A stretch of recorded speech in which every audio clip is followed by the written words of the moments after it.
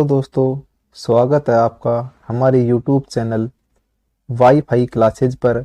अगर आप हमारे चैनल पर नए हैं तो प्लीज़ सब्सक्राइब कीजिए हमारे चैनल को और बेल आइकन को दबा दीजिए ताकि आपको समय समय पर सारी नोटिफिकेशन मिल सकें। दोस्तों, आज हमारा टॉपिक है प्रोटीन। आज हम प्रोटीन के बारे में जानेंगे। तो सबसे पहले बात करते हैं, जो प्रोटीन है वो क्या है? कार्बनिक यौगिक है फ्रेंड्स। क्या है? कार्बनिक यौगिक। इसका अर्थ ये हुआ फ्रेंड्स, प्रोटीन के अंदर कार्बन की जो मात्रा है वो प्रेजेंट होती है। अब बात करते हैं फ्रेंड्स इसकी खोज की, यानी प्रोटीन की खोज किसने की। तो फ्रेंड, प्रोटीन की खोज करने वाले जो वैज्ञानिक थे उनका नाम था जे बर्जीलियस। किसने की? जे बर्जीलियस ने। अब ये कार्बनिक जो यौगिक है प्रोटीन, इसमें इसके संगठन की बात कर लेते हैं कि इसके अंदर कार्बन की मात्रा कितनी होती है, ऑक्सीजन की मात्रा कितनी होती है, इसके अलावा नाइट्रोजन, हाइड्रोजन, सल्फर, फास्फोरस, इनकी कितनी परसेंट मात्रा होती है।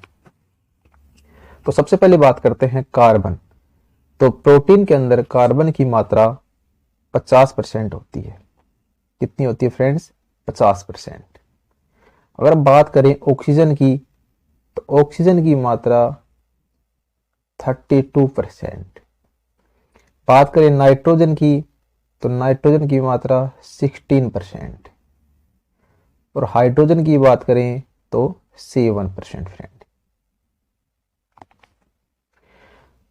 तो 50% कार्बन, 32% ऑक्सीजन, 16% नाइट्रोजन और 7% हाइड्रोजन। इसके अलावा फ्रेंड्स सल्फर की बात करें तो सल्फर 3%। फास्फोरस की बात करें तो फास्फोरस 3% प्रोटीन के अंदर प्रेजेंट होता है। लेकिन हमें मुख्य रूप से केवल कार्बन, ऑक्सीजन व नाइट्रोजन व हाइड्रोजन को ही याद करना है। फ्रेंड्स, अभी तक हमने कार्बोहाइड्रेट्स व वसा के बारे में जाना। तो उनके अंदर कार्बन होता है, ऑक्सीजन होता है, हाइड्रोजन होता है, लेकिन क्या नहीं होता? नाइट्रोजन नहीं होता। इसी नाइट्रोजन की उपस्थिति के कारण प्रोटीन कार्बोहाइड्रेट्स व फैट से यानी वसा से अलग होता है। इसी नाइट्रोजन के कारण ही प्रोटीन को हम क्या कहते हैं फ्रेंड्स? जो प्रोटीन है उसे हम नाइट्रोजन युक्त पदार्थ कहते हैं। नाइट्रोजन युक्त पदार्थ कहते हैं क्योंकि प्रोटीन के अंदर क्या पाया जाता है? नाइट्रोजन पाया जाता है। तो आपको ये ध्यान रखना है, नाइट्रोजन की जो मात्रा है 16% प्रोटीन के अंदर पाई जाती है। अब नाइट्रोजन ऐसा क्या कार्य करता है कि यह प्रोटीन को सबसे अलग बनाता है? तो जो नाइट्रोजन है उसका जो कार्य है वो है सेल डिवीजन।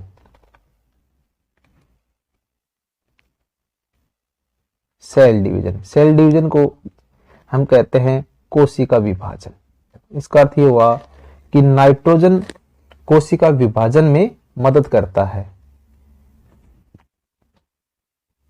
उसके बाद बात करें फ्रेंड्स कि जो प्रोटीन है वो किससे मिलकर बना होता है। तो प्रोटीन अमीनो अम्लों का बहुलक है। इसका अर्थ ये हुआ कि अमीनो अम्लों से मिलकर प्रोटीन का निर्माण होता है। अमीनो एसिड प्रोटीन की सबसे छोटी इकाई है। यानी अगर बात करें प्रोटीन की सबसे सूक्ष्मतम इकाई की तो वो होगा एमिनो एसिड। कई एमिनो एसिड आपस में मिलकर प्रोटीन का निर्माण करते हैं। उसके बाद बात करते हैं कि हमारे शरीर के लिए कितने प्रकार के एमिनो एसिड आवश्यक हैं। तो फ्रेंड्स हमारे शरीर के लिए 20 प्रकार के, कितने, 20 प्रकार के एमिनो एसिड आवश्यक हैं, जिसमें 10 एमिनो एसिड तो क्या हैं, आवश्यक एमिनो एसिड हैं, और 10 एमिनो एसिड कैसे हैं, अनावश्यक एमिनो एसिड हैं। तो 10 तो बहुत जरूरी है हमारे शरीर के लिए और 10 इतने जरूरी नहीं है। तो सबसे पहले बात करते हैं आवश्यक एमिनो एसिड की। तो आवश्यक जो एमिनो एसिड हैं उनका निर्माण हमारे शरीर में नहीं होता। तो फिर जब इनका निर्माण हमारे शरीर में नहीं होता तो ये कहां से मिलेंगे? तो फ्रेंड्स ये हमें भोजन से प्राप्त होते हैं। कहां से प्राप्त होते हैं? भोजन से। अगर ये हमारे शरीर में प्राप्त ना हो बाह्य स्रोत से तो इनके बिना शरीर की वृद्धि व विकास रुक जाता है। ना तो शरीर की वृद्धि होती है, ना ही शरीर का डेवलपमेंट हो पाता है, विकास हो पाता है, यानी वो रुक जाता है। बात करते हैं जो 10 अनावश्यक अमीनो एसिड हैं उनका निर्माण कहाँ होता है? तो फ्रेंड्स इनका निर्माण हमारे शरीर के द्वारा ही कर लिया जाता है। तो अभी तक हमने पढ़ा जो हमारे शरीर के लिए 20 प्रकार के अमीनो एसिड आवश्यक थे, उसमें से 10 तो आवश्यक अमीनो एसिड हो गए जिनका निर्माण शरीर में नहीं होता, भोजन से ही ग्रहण किए जाते हैं, और 10 अनावश्यक अमीनो एसिड होते हैं जिनका हमारे शरीर के द्वारा निर्माण कर लिया जाता है। अब इसके बाद बात करते हैं संरचनात्मक एवं क्रियात्मक पदार्थ, यानी जो प्रोटीन होता है, प्रोटीन का संरचनात्मक एवं क्रियात्मक पदार्थ क्या होता है? एमिनो एसिड होता है फ्रेंड्स, एमिनो एसिड। इसके अलावा प्रोटीन क्या है? एक पॉलीपेप्टाइड है। पॉलीपेप्टाइड का अर्थ ये हुआ कि पॉली का मतलब अनेक, यानी बहुत सारे पेप्टाइड से मिलकर प्रोटीन का निर्माण हुआ है। अगर बात करें हम यहां पर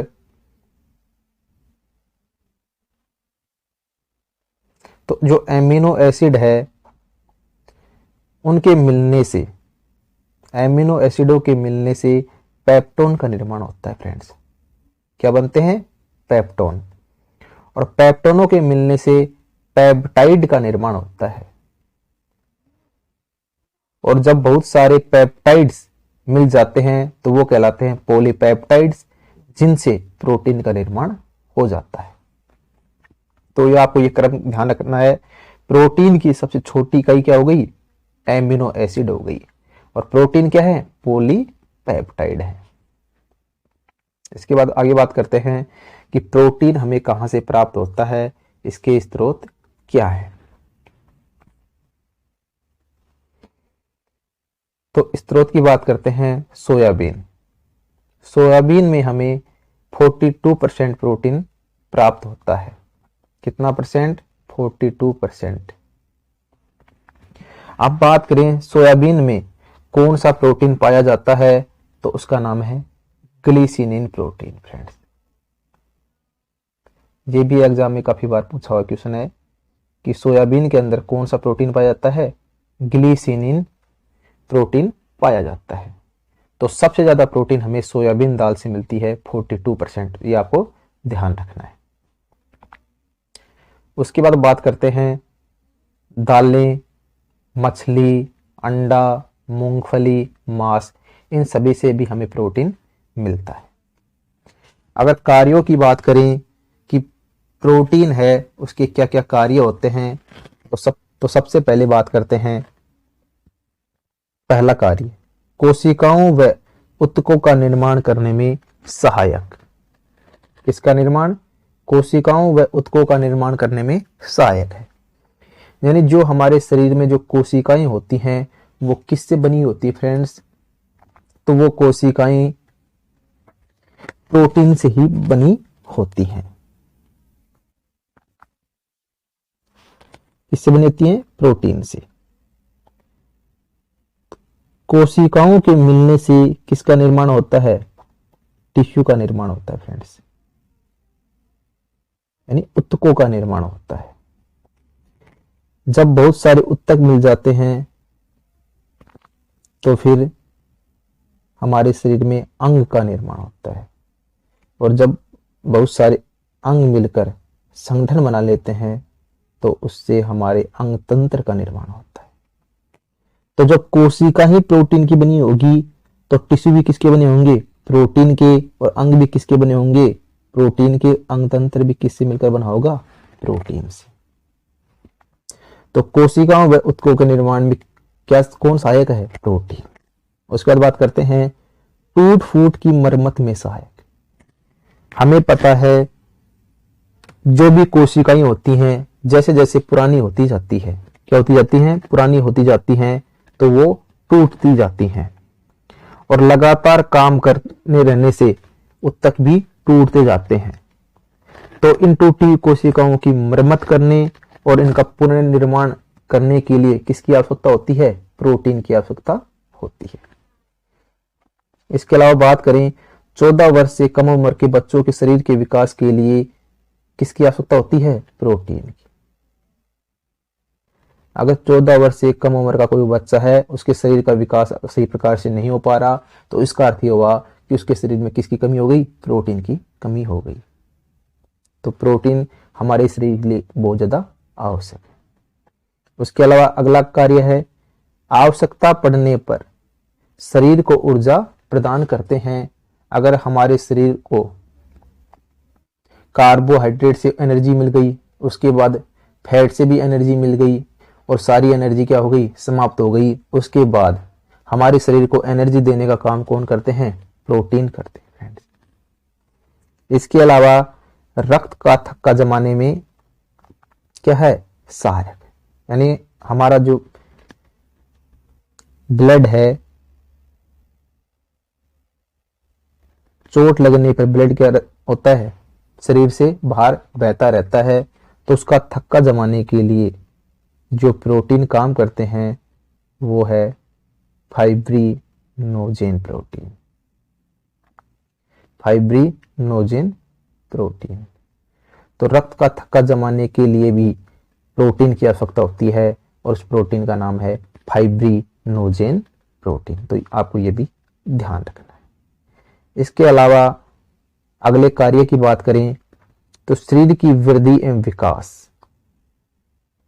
जो हमारी बॉडी होती है यानी हमारा देह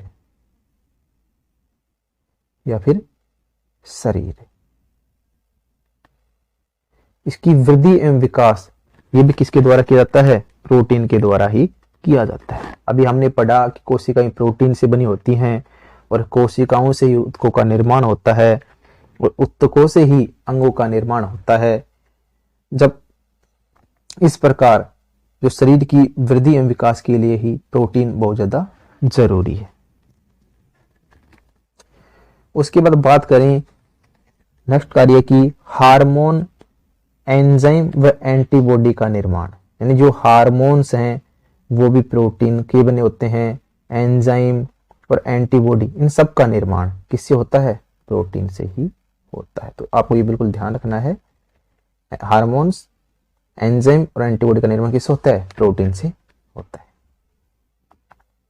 आगे बात करते हैं कि जब शरीर के अंदर प्रोटीन की कमी हो जाती है तो कौन कौन से रोग होने लग जाते हैं, कौन कौन सी समस्याएं हमारे शरीर के अंदर आती हैं। तो सबसे पहले हम बात करते हैं कवासी और क्योर की। ठीक है फ्रेंड्स, कौन सी बीमारी की बात कर रहे हैं? कवासी और क्योर की। इस बीमारी में होता है क्या है, जैसे ही प्रोटीन की कमी होगी तो जो बच्चे होते हैं, कौन? बच्चे, चाइल्ड, तो बच्चों के शरीर की वृद्धि एवं विकास रुक जाता है। वृद्धि नहीं होगी, विकास नहीं होगा, तो बच्चों की जो लंबाई है वो क्या हो जाएगी? लंबाई कम रह जाएगी, और उनका जो वजन है वो भी क्या रह जाएगा? कम रह जाएगा। ना तो लंबाई बढ़ेगी ना उनका वजन बढ़ेगा, शरीर पे क्या जाएगा? सूजन आ जाएगा फ्रेंड्स। अब शरीर पे जब सूजन आ जाएगा तो बच्चे जब सामान्य दिखने में तो कैसे लगेंगे, हेल्दी लगेंगे, तंदुरुस्त दिखाई देंगे, लेकिन वो तंदुरुस्त थोड़ी होंगे, वो कैसे होंगे, आलसी होंगे। दिखने में तंदुरुस्त दिखाई देंगे, लेकिन होंगे कैसे, वो आलसी, क्योंकि सूजन के कारण उनका शरीर कैसे दिख रहा है, सामान्य दिख रहा है, बाकी वैसा होता नहीं है। तो ये तो हो गया क्वासियोरक्योर रोग। अब बात करते हैं मेरेस्मस। यह भी बच्चों में होने वाला रोग है जो प्रोटीन की कमी के कारण होता है। मेरेस्मस को सूखा रोग भी कहते हैं। कौन सा रोग कहते हैं, सूखा रोग। नाम से मालूम पड़ रहा है सूखा, यानी शरीर सूख जाता है। इसमें हमारी जो स्किन है, जो त्वचा है, वो कैसी हो जाती है, रूखी सूखी हो जाती है, रूखी सी। ठीक है फ्रेंड्स, रूखी सूखी हो जाती है। चेहरे व हाथ पैरों पर झुर्रियां पड़ जाती हैं। हाथ पैर क्या हो जाते हैं, पतले हो जाते हैं। और जब हाथ पैर पतले हो जाएंगे, कमजोर हो जाएंगे, तो व्यक्ति कैसा दिखेगा, दुबला पतला दिखेगा, सूखा सा दिखेगा। इसके अलावा मेरेस्मस रोग में जो बच्चे हैं उनका जो पेट है वो बाहर निकल जाता है, ऐसे फूला हुआ दिखाई देता है। शरीर तो बिल्कुल कमजोर रहेगा और पेट फूला हुआ दिखाई देगा। तो ये सब लक्षण किस बीमारी के हैं, मेरेस्मस बीमारी के हैं। तो आपको ध्यान रखना है कि प्रोटीन की कमी से जो बीमारियां होती हैं वो पहली है क्वासियोरक्योर, सेकंड है मेरेस्मस। इसके बाद बात करें फ्रेंड्स, जो प्रोटीन है वो हमारे शरीर का कितना % भाग बनाती है। तो हमारे शरीर का 15% भाग प्रोटीन के द्वारा बनाया जाता है। तो आपको ये याद रखना है, 15% भाग प्रोटीन के द्वारा ही निर्मित होता है। हमारे शरीर में सबसे ज्यादा क्या होता है फ्रेंड्स, जल होता है, पानी होता है सबसे ज्यादा शरीर में। उसके बाद सेकंड नंबर किसका आता है, प्रोटीन का आता है, जिसकी मात्रा सेकंड नंबर पे ज्यादा होती है। सबसे ज्यादा जल, उसके बाद प्रोटीन। तो प्रोटीन 15% हमारे शरीर का भाग बनाता है। अब बात करते हैं प्रोटीन के प्रकारों की, उनके टाइप्स की। तो प्रोटीन अपनी भौतिक विशेषताओं के आधार पर और घुलनशीलताओं के आधार पर 3 प्रकार के होते हैं फ्रेंड्स। कितने प्रकार के, 3 प्रकार के। तो प्रोटीन 3 प्रकार के होते हैं। सबसे पहले बात करते हैं साधारण प्रोटीन। किसकी, साधारण यानी सिंपल प्रोटीन। अब इस सिंपल प्रोटीन होते क्या हैं, तो इन प्रोटीन्स का निर्माण केवल एमिनो एसिड से होता है। इसके अंदर और कुछ भी नहीं होगा, केवल एमिनो एसिडों से ही ये मिलकर बने होते हैं। अब कौन कौन से प्रोटीन हैं जो कैसे हैं, साधारण प्रोटीन है। तो अंडे में पाए जाने वाला एल्ब्यूमिन प्रोटीन, गेहूं में पाए जाने वाला ग्लूटिनिन या ग्लाइडिन प्रोटीन, मक्का में पाए जाने वाला जिन प्रोटीन और हड्डियों में पाए जाने वाला कोलेजन प्रोटीन। तो आपको ध्यान रखना है एल्ब्यूमिन, ग्लूटेनिन, ग्लाइडिन, जिन प्रोटीन और कोलेजन प्रोटीन। इसके अलावा जो प्रोटीन है वो है स्टोन प्रोटीन। ठीक है फ्रेंड्स, स्टोन प्रोटीन, ये भी कैसा प्रोटीन है, सिंपल प्रोटीन है, साधारण प्रोटीन है। अब इसके बारे में कुछ जान लेते हैं कि स्टोन प्रोटीन होते क्या है। तो जो स्टोन प्रोटीनों का कार्य क्या है, तो ये आनुवांशिक लक्षणों का निर्धारण करते हैं। क्या करते हैं, जो आनुवांशिक लक्षण होते हैं,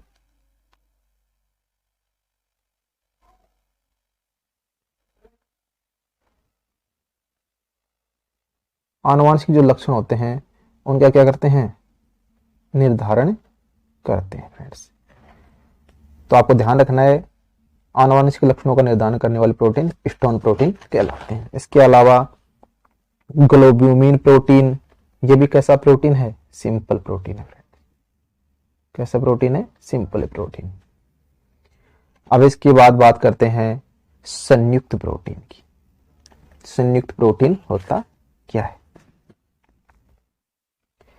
इन प्रोटीन्स में प्रोटीन अणु के साथ साथ अन्य पोषक तत्व के अणु भी प्रेजेंट होते हैं।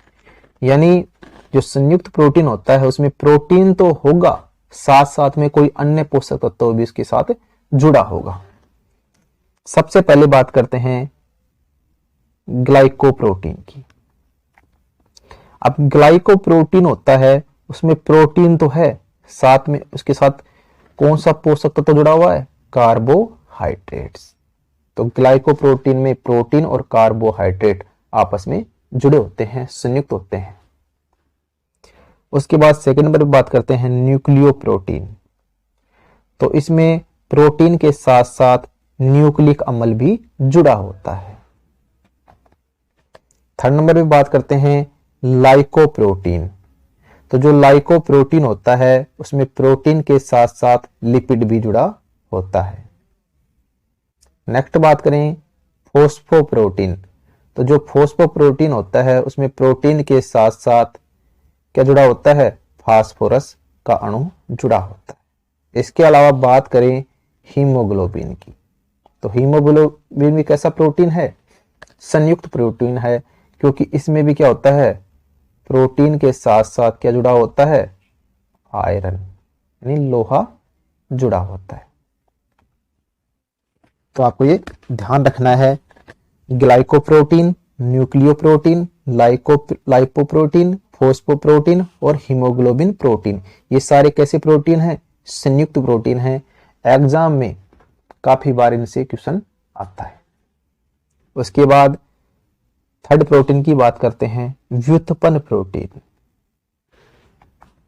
अब ये व्युत्पन्न प्रोटीन होते क्या हैं? तो व्युत्पन्न प्रोटीन, इनका निर्माण साधारण प्रोटीन व संयुक्त प्रोटीन से ही होता है। जो हमने पढ़ा सिंपल प्रोटीन और संयुक्त प्रोटीन, इनसे ही व्युत्पन्न प्रोटीनों का निर्माण भी होता है, जिसमें हम बात करेंगे पेप्टोन्स की। ठीक है फ्रेंड्स, पेप्टोन, पेप्टाइड और पॉलीपेप्टाइड, ये सारे कैसे हैं? व्युत्पन्न प्रोटीन है। इसके बाद बात करते हैं प्रोटीन से संबंधित कुछ इंपॉर्टेंट फैक्ट्स की, जो एग्जाम में काफी बार पूछे गए हैं। तो पहला फैक्ट है, 1 ग्राम प्रोटीन से 4.2 किलो कैलोरी। फ्रेंड्स ध्यान करना है आपको, 4.2 किलो कैलोरी। ठीक है फ्रेंड्स, किलो कैलोरी, या फिर 17 किलो जूल। जूल में बात करें तो 17 किलो जूल क्या मिलती है? एनर्जी मिलती है। ठीक है फ्रेंड्स, तो 1 ग्राम प्रोटीन से हमें 4.2 किलो कैलोरी या 17 किलो जूल एनर्जी प्राप्त होती है। उसके बाद बात करें कुछ प्रोटीनों की, कि वो प्रोटीन हमें कहां से प्राप्त होते हैं, किसके अंदर वो प्रोटीन प्रेजेंट होते हैं। अगर बात करें दूध में पाया जाने वाला जो प्रोटीन है केसिन प्रोटीन है फ्रेंड। इसी केसिन प्रोटीन के कारण जो हमारा जो दूध है, दूध का जो कलर है वो कैसा होता है? व्हाइट होता है। तो केसिन प्रोटीन दूध में पाया जाता है, जिसके कारण दूध का कलर व्हाइट होता है। इसके अलावा बात करें गोसिपीन प्रोटीन। अब एक गोसिपीन प्रोटीन कहां पाया जाता है? तो फ्रेंड्स ये पाया जाता है कपास में, कॉटन में। तो कपास में पाया जाने वाला जो प्रोटीन है वो है गोसिपीन प्रोटीन। उसके अलावा बात करें मक्का, तो मक्का में जो पाया जाने वाला प्रोटीन है वो है जिन प्रोटीन। कौन सा प्रोटीन है? जिन प्रोटीन। अगर बात करें गेहूं की, तो गेहूं में पाए जाने वाला प्रोटीन है ग्लाइडिन प्रोटीन। कौन सा प्रोटीन है? ग्लाइडिन प्रोटीन। उसके बाद बात करें अंडे में पाया जाने वाला प्रोटीन है एल्ब्यूमिन प्रोटीन। हमारे शरीर की मांसपेशियों में पाए जाने वाला जो प्रोटीन है एक्टिन व मायोसिन। एक्टिन व मायोसिन जो है वो किससे मिलकर बने होते हैं? प्रोटीन से ही मिलकर बने होते हैं। हमारे शरीर के बाल, नाखून और स्किन, इसमें कौन सा प्रोटीन पाया जाता है? तो वो पाया जाता है केराटिन प्रोटीन। कौन सा प्रोटीन पाया जाता है? केराटिन प्रोटीन हमारे बालों में, हमारे नाखूनों में और हमारी त्वचा में ये पाया जाता है। उसके अलावा हमारी हड्डियों में पाए जाने वाला प्रोटीन है कोलेजन प्रोटीन। हड्डियों में कौन सा प्रोटीन पाया जाता है? Collagen protein. हमारे रक्त की बात करें तो हमारे रक्त में ग्लोबिन प्रोटीन, एल्ब्यूमिन प्रोटीन और फाइब्रिनोजेन प्रोटीन, ये सारे प्रोटीन हमारे रक्त में या ब्लड में पाए जाते हैं। अब बात करते हैं कि गाय के दूध का पीला रंग किस कारण से होता है। अभी तक हमने पढ़ा जो दूध है, दूध का जो वाइट कलर था वो एक प्रोटीन के कारण हो रहा था। उस प्रोटीन का नाम था केसीन प्रोटीन। लेकिन गाय के दूध का जो पीला कलर है वो किसी प्रोटीन के कारण नहीं होता, वो होता है एक वर्णक के कारण। उस वर्णक का नाम है केरोटीन वर्णक। क्या नाम है? केरोटीन वर्णक। तो आपको ये ध्यान रखना है, केरोटीन वर्णक के कारण गाय के दूध का कलर पीला होता है।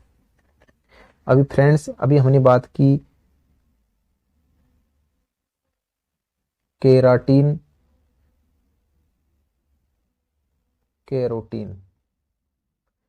तो जो केराटिन है ये क्या है? एक प्रोटीन है। और केरोटीन क्या है? ये एक वर्णक है। तो आपको ये समझना है, केराटिन प्रोटीन है, केरोटीन वर्णक है। केराटिन प्रोटीन तो हमारी त्वचा, बाल व नाखूनों में पाया जाता है और केराटिन वर्णक के कारण ही गाय के दूध का कलर पीला होता है। तो फ्रेंड्स, इस तरह इस वीडियो में हमने प्रोटीन से रिलेटेड जितने भी महत्वपूर्ण फैक्ट्स थे और कुछ बातें थी उनके बारे में जाना। फ्रेंड्स, अगर आपको हमारा ये वीडियो अच्छा लग रहा है तो वीडियो को लाइक करिए तथा अपने दोस्तों के साथ इस वीडियो को शेयर करिए। तो मिलते हैं अपने आने वाले नेक्स्ट वीडियो में।